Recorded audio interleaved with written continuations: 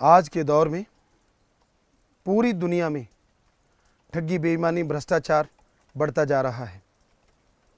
हर जगह ठगी बेईमानी का बोलबाला है। बिना रिश्वत के, बिना ठगी बेईमानी के लोग कमाई करना भूल गए हैं। हर इंसान यही सोचता है कि अगर मैं ठगी बेईमानी नहीं करूँगा तो मेरी कुलों का या मेरा भरण पोषण कैसे होगा। हमारे धर्मों में ये साफ लिखा है, साफ बताया है, ठगी बेईमानी भ्रष्टाचार कभी नहीं करना चाहिए। मेहनत, हक हलाल, कड़ा परिश्रम करके खाना चाहिए। सबसे पहले आपको धर्मों की बात सुनाते हैं। हमने सभी धर्मों को पढ़ा है, नॉन मेडिकल के स्टूडेंट हैं और साइंस को मानते हैं। तो धर्मानुसार क्या कहते हैं धर्म, कैसी कमाई करना चाहिए। हमारे हिंदू धर्म में साफ लिखा है, कड़ा परिश्रम करके खाओ और ईश्वर की भक्ति करो।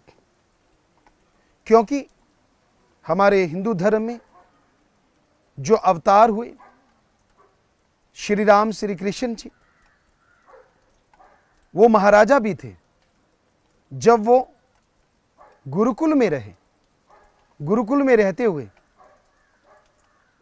उन्होंने खेती बाड़ी की, पशुओं का चराया, बन बन से लकड़ियां बींद के लाए, गुरु जी और गुरु मां के लिए भोजन बनाया। इसलिए उन्होंने लिखा कि आपको कर्मयोगी होना चाहिए और ईश्वर की भक्ति करना चाहिए। इसलिए हिंदू धर्म में लिखा है, मेहनत की करके खाओ और ईश्वर की भक्ति करो। इस्लाम धर्म में क्या लिखा है? इस्लाम धर्म के पैगंबर मोहम्मद साहब सारी जिंदगी करके खाया। इसलिए उन्होंने लिखा, हक हलाल की रोजी रोटी खाओ और अल्लाह की इबादत किया करो। यही बात सिख धर्म के 10 गुरु सहवान हुए, उन्होंने भी कहा। सभी गुरु सहवानों ने सारी जिंदगी कर्मठता से, पूरे हिम्मत से, मेहनत से, लगन से कर्म करके खाया। तो उन्होंने लिखा, दशानों कीर्त करो और वाहिगुरु का नाम जपा करो। ईसाई धर्म के पैगंबर ईसा मसीह सारी जिंदगी करके खाया। इसलिए उन्होंने लिखा, हार्ड वर्क करो और गॉड्स प्रेयर किया करो। ठगी, बेईमानी, भ्रष्टाचार किसी भी धर्म में लागू नहीं है। हर धर्म में ठगी, बेईमानी, भ्रष्टाचार को पाप, गुनाह, हराम की कमाई बताया गया है। पर आज के दौर में लोभ लालच ने कैंसर की तरह जड़ें फैला ली हैं, बल्कि उससे भी भयानक।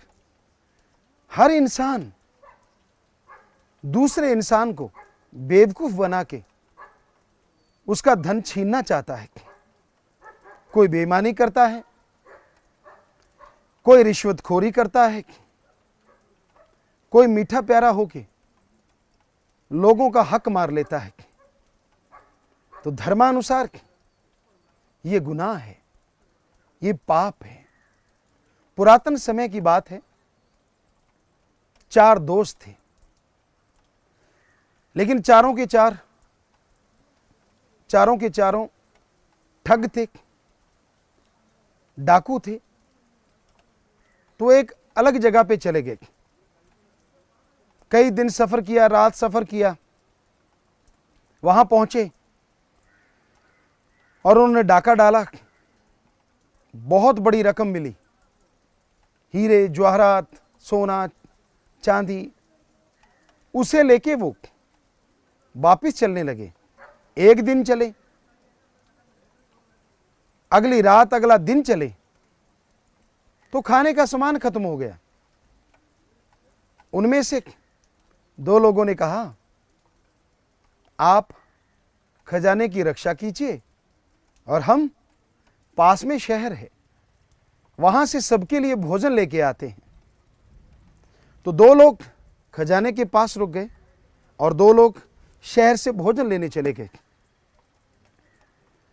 अब जो दो लोग खजाने के पास थे, उन्होंने आपस में बातचीत की, कहने लगे यार खजाना बहुत बड़ा है, लेकिन अगर इसके 4 हिस्से करेंगे तो बहुत थोड़ा थोड़ा खजाना आएगा।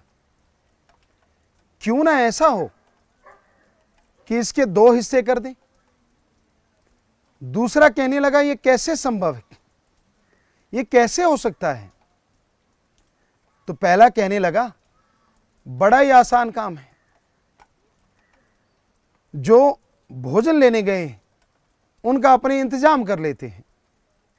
तो जो खजाने के पास थे उन्होंने आपस में सलाह की और पहरा देने लगे खजाने का। शहर में जो 2 लोग भोजन करने गए थे उन्होंने भोजन किया। भोजन करने के बाद उनके दिलो दिमाग में भी वही बात आई। एक कहने लगा यार खजाना बहुत बड़ा है, बहुत माल मिला है, लेकिन अगर इसके 4 हिस्से करेंगे थोड़ा थोड़ा हिस्से में आएगा। तो उन्होंने आपस में सलाह की, कहने लगे अपने उनका इंतजाम करते हैं। तो वो खाना खा के वापस जंगल में आ गए। अपने दोस्तों को कहने लगे लो भाई हम आपके लिए भोजन लाए हैं, आप आराम से बैठ के भोजन कीजिए। तो वो दोनों दोस्त खड़े हो गए सामने और कहने लगे यहाँ रख दीजिए। और जैसे वो भोजन रखने लगे उन्होंने तलवार तो हाथ में थी, झटके से तलवार चलाई, दोनों के सर कलम कर दिए, धड़ से सर अलग कर दिए। कहने लगे क्यों, अब खजाना आधा आधा हो गया, मिल बांट के खाएंगे, बहुत बड़ा खजाना है, पर अभी खाइए तो सही भोजन, पता चलेगा। दरअसल जो खाना खा के चले थे उन्होंने भोजन में विष मिला दिया था, जहर मिला दिया। तो वो दोनों खाना खाने लगे कि पहले खाना खाते हैं फिर खजाना बांटेंगे और चले जाएंगे। अब खाना खाते गए और थोड़ी देर में लमलेट हो गए क्योंकि उनकी मौत हो गई, जहर खा लिया। तो वो खजाना वहीं पड़ा रहा और चारों की मौत हो गई। तो इससे साबित होता है कि ठगी, बेईमानी, भ्रष्टाचार, दूसरे का सामान जो आप लूट के खाते हैं वो कभी फलता फूलता नहीं है, और अगर मेहनत का करके खाएं वो बहुत फलता फूलता है। हमने खुद देखा है। शास्त्रनाम जी दाता रहबर, शाह मस्तान जी दाता रहबर की कृपा से जिस घर में जन्म हुआ हमारे पूज्य पिताजी, वो बहुत हक हलाल की खाने वाले थे, हक हलाल का भोजन खाते, ठगी, बेईमानी, भ्रष्टाचार से बहुत गुरेज करते थे। सबको यही शिक्षा देते कि मेहनत की करके खाना चाहिए, और जैसे मेहनत की करके खाते, कोई चंद रुपए भी उनके खाने की कोशिश करता तो वो पैसा उनके कभी हजम नहीं हुआ। कभी कोई बीमार पड़ जाता, कभी किसी का पशुधन खत्म हो जाता। तो इस तरह मेहनत की कमाई करते हैं आप, आपके घर में फलती फूलती है, अगर कोई उसको लूटता है तो उसके हजम नहीं होती। ऐसी एक और बात हम आपको सुनाते हैं। एक बादशाह था, वो करके खाता था, मेहनत, हक हलाल, कड़ा परिश्रम, बहुत रियायत, सुखी थी। उनका खुद का एक नौकर था और वो नौकर बादशाह का अपना नौकर था। राज्य के खजाने में से बादशाह उसे तनख्वाह नहीं देता था। बादशाह खुद कमाई करता, खुद भोजन करता, और कुछ भोजन बचता नौकर को देता, तनख्वाह भी देता। तो जो नौकर था वो दूर दराज इलाके से आया हुआ था। उसके पास एक संदेश आया, पैगाम आया कि भाई तेरी लड़की की शादी है, तू ऐसा कर, अपने बादशाह से बहुत से पैसे ले आ, पैसे लेके आ ताकि बेटी की शादी बढ़िया तरीके से हो जाए। तो ये बात सुन के वो नौकर बादशाह को कहने लगा, हे बादशाह सलामत, मेरी बेटी की शादी है, मैं वापिस देश जाना चाहता हूं अपने, आप मुझे धन दौलत दीजिए, हमें पैसा दीजिए ताकि मैं अपनी बेटी की शादी धूमधाम से कर सकूं। बादशाह कहने लगा, भाई तू तो जानता है मैं मेहनत की करके खाने वाला हूं, हक हलाल की रोजी रोटी खाता हूं, तेरी तनख्वाह कई महीनों की बाकी है और मेरे पास मेरा पर्सनल खजाना नहीं, फिर भी तुझे मैं कुछ अशरफियां दूंगा। 2 अशरफियां दी, ये 2 अशरफियां ले जा, शादी धूमधाम से हो, ओम हरि अल्लाह से मैं इबादत करूंगा, भक्ति करूंगा, पर याद रखना ये मेरी हक हलाल कड़ी मेहनत की कमाई है, ये फलेगी फूलेगी। नौकर चुप रहा, क्योंकि बादशाह के सामने नौकर क्या बोल सकता है। नौकर ने पैसा लिया, 2 अशरफियां ली, उनको नमस्कार किया और अपने घर को चल दिए। घोड़े पे जा रहा था, रास्ते में एक मुकाम आया, जगह आई, अनार बहुत थे। उस नौकर ने सोचा और तो सामान क्या करना है, अनार ले चलते हैं। 2 अशरफियों के अनार बहुत आ गए, उस जमाने में बहुत आ जाते थे। तो उसने घोड़े पे रखे, 2 गठरियां बांध ली और चल दिया। एक दिन एक रात, आगे कोई ढिंढोरा पीट रहे थे, अनाउंसमेंट हो रही थी। उसने सुना असल में वहां के बादशाह की बेटी बीमार थी और हकीमों ने कहा कि बादशाह सलामत, अभी अनार का जूस अगर मिल जाता है हम दवा देंगे और आपकी बेटी बिल्कुल ठीक हो जाएगी, अदरवाइज आपकी बेटी को कोई बचा नहीं सकता। ढिंढोरा पिटवाया जा रहा था, अनाउंसमेंट हो रही थी कि बादशाह की बेटी बीमार है, जो इस समय अनार देगा वो मुंह मांगा इनाम ले सकता है। उस नौकर ने अनाउंसमेंट वाले के पास जाकर पूछा, क्या अनार दिए जा सकते हैं और बादशाह वाकई मुंह मांगी मुराद पूरी करेगा? कहता हां, 2 कहां है, क्योंकि वो भी बादशाह का नौकर था। वो जानता था कि अगर इस नौकर को दूंगा तो ये खुद अपना नाम करेगा। वो कहने लगा, भाई मैं इंतजाम कर सकता हूं, पर मुझे बादशाह से मिला दो। कहने लगा ठीक है। उसको बादशाह के सामने पेश किया गया। कहने लगा, बादशाह सलामत, आपकी बेटी बीमार है। कहता हाँ। उसको अनार चाहिए, जूस चाहिए? कहता बिल्कुल चाहिए और मुंह मांगा इनाम दूंगा। तो वो नौकर जिसकी बेटी की शादी थी जा रहा था, वहां से अपने घोड़े को खींच के लाया। कहने लगा, बादशाह सलामत, इसकी पीठ पे 2 गठरियां जो हैं वो सब अनार हैं, जितना मर्जी जूस बना लीजिए। सारे अनार वहां ढेरी कर दिए। बादशाह बहुत खुश हुआ। हकीम जो थे उन्होंने उसका जूस निकाला, दवा तैयार की और बादशाह की बेटी को पिला दिया। थोड़ी देर में बादशाह की बेटी ने आंखें खोल ली, उसकी बेहोशी टूट गई, वो उठ के बैठ गई। बादशाह बहुत खुश हुआ, कहने लगे कि आपने मेरी बेटी की जान बचाई है, मांगो क्या मांगते हो। तो वो नौकर हाथ जोड़ के खड़ा हो गया, बादशाह सलामत, सब कुछ है।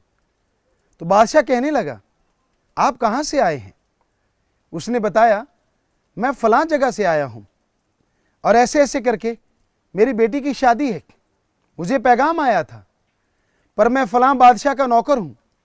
उस बादशाह ने मुझे शादी के लिए भेजा है, पर वो बादशाह खुद मेहनत की करके खाता है, मुझे भी तनख्वाह मेहनत से देता है। तो मुझे उसने 2 अशरफियां दी, उसी से मैंने ये अनार खरीदे। कहने लगे, और क्या लेके आया? राजा ने पूछा, कहने लगा बादशाह सलामत, मैं तो बस ये अनार लेके आया था और उससे आपकी बेटी की जान बची। तो बादशाह बहुत खुश हुआ, कहने लगा ऐसा करो 4 रथ लेके आओ, सब सोना हीरे जवाहरात से लबालब भर दो, 3 रथ भर दो और एक रथ पे इसको बिठा के घोड़े आगे लगा लो, पीछे लगा लो, इसको इसके घर छोड़ के आओ, शादी में सब लोग साथ दो। तो उस नौकर को घर छोड़ने गए और उसने अपने बादशाह को लंबा लेट के माथा टेका, सजदा किया। कहने लगा बादशाह, तूने मुझे अपनी मेहनत की कमाई की 2 अशरफियां नहीं दी, बल्कि वो दौलत दी जिससे मेरा इस राजा के दरबार में इतना मान सम्मान हुआ और अब मेरी बेटी की शादी धूमधाम से होगी। सो कहने का मतलब, मेहनत की कमाई हमेशा फलती फूलती है और ठगी बेईमानी भ्रष्टाचार की कमाई बर्बाद कर देती है। हम सत्संगे करते रहते हैं और सत्संगे करते करते हम ऐसी जगहों पे गए, यहाँ बहुत बड़े राजमहल थे, संगमरमर यहाँ लगा हुआ था, बहुत कुछ था, लेकिन वहाँ देखने में आया सब कुछ होते हुए भी उनके बेटा नहीं था। बहुत टेंशन में थे, बहुत नशे में थे, सब कुछ तो था लेकिन अंदर का चैन नहीं था, अंदर की शांति नहीं थी, बेचैनी का आलम था, बहुत तड़प रहे थे वो। तो साफ पता चलता है कि ठगी बेईमानी से कभी किसी का भला नहीं हो सकता। ठगी बेईमानी की कमाई हमेशा दुखदाई होती है और आज के दौर में हर कोई इस कमाई पे लगा हुआ है। लोग ठगी बेईमानी भ्रष्टाचार कमाते हैं, विदेशों में जमा करते हैं, उनका नंबर अपने पास है, लेकिन ऐसा नहीं है कि अपने देश में ऐसा नहीं है, बहुत कुछ है। लोग जो बेईमानी से पैसा कमाते हैं, जो भ्रष्टाचार से पैसा कमाते हैं, वो इंसान के शांति को खत्म करता है, प्यार मोहब्बत को खत्म करता है, तंदुरुस्ती को खत्म करता है। इसलिए ठगी बेईमानी भ्रष्टाचार से पैसा नहीं कमाना चाहिए। मेहनत हक हलाल से रोजी रोटी खाओ, मेहनत की कमाई सुखों की खान है। कबीर साहब ने लिखा है, माया होई नागणी जगत रही ढहकाए, जो इसकी सेवा करे उसको ही ये खाए। कि पाप जुल्म की जो कमाई है वो नागनी की भांति है। जिस तरह नागनी को अगर कोई पालना चाहे, उसकी सेवा करे, पता नहीं कब वो डंक चला दे, उसी तरह ठगी बेईमानी है, भ्रष्टाचार है, इसकी कमाई पता नहीं कब दगा दे दे। आप लुट जाओ, आपको घाटा पड़ जाए, एकदम से हार्ट अटैक, कई आधे पागल, कई पूरे पागल हो जाते हैं। ठगी बेईमानी करने वालों को हमने तड़पते देखा। एक इंसान हमारे पास आया जो बहुत धनवान था, अपने देश में नंबर रखता था, धनवानों में जिसका नंबर था, और कहने लगा, गुरुजी मैं आपके पास आया हूं, मैं बहुत परेशान हूं, मैं बहुत दुखी हूं। हमने पूछा, भाई आप तो धनवानों में नंबर रखते हैं, आपको क्या परेशानी हो सकती है? क्या लगा, नहीं मैं बहुत दुखी हूं। हमने कहा ऐसा कीजिए, आओ फॉरेन कंट्री जाइए, वहां से ट्रीटमेंट करवा लीजिए, एक्सरे करवाइए, अल्ट्रासाउंड करवाइए और सीटी स्कैन करवाइए, MRI करवाइए। कहने लगा, गुरुजी मैंने सब करवाया है, पर रात को नींद नहीं आती और दिन को चैन नहीं आता। हमने कहा आपको सच्ची बात कहें? कहने लगा, बोलिए, बुरा ना मानना। कहता, कहिए। हमने कहा, भाई आप लोगों का खून चूस चूस के पीते हैं, आप जिनका खून चूस के पीते हैं उनकी बद्दुआएं आपके साथ चलती हैं और वो आपको बद्दुआएं देते हैं। अगर आप उनकी बद्दुआओं से जीवन इसी तरह जियोगे तो आप दुखी रहोगे, परेशान रहोगे, गमगीन रहोगे, कभी सुख का साह आप नहीं ले पाएंगे। जिस तरह आपने खून चूसा है वो बहुत ही दर्दनाक है। ठगी बेईमानी भ्रष्टाचार जो आपने किया है वो आपके चैन आराम शांति को खा चुका है। तो सिर झुका के कहने लगे, गुरुजी आप जो कह रहे हो सच, मैंने अमीर बनने की ठानी है। मैंने ये नहीं देखा कि कोई मर रहा है, कोई दुखी हो रहा है, कोई परेशान हो रहा है। मैं तो सिर्फ यही करता चला गया कि मैंने नंबर 1 धनार बनना है। तो हमने कहा तभी आप दुखी हैं। कहने लगा इसका कोई हल है?